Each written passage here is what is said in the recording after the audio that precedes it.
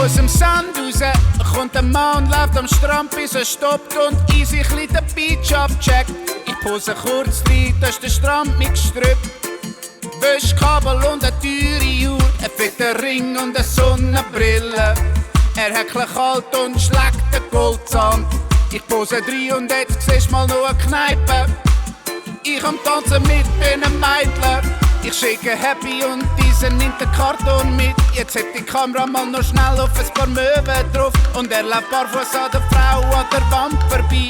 Das ist Downtown und das ist Pampa. Wir tun so, wenn wir steuern tun. Käppli, Sonnenbrille und kein Wind im Hemd. Wenn wir steuern tun.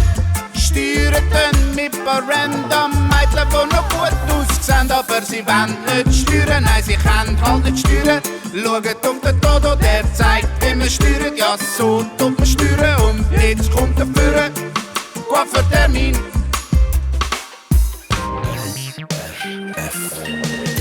Das ist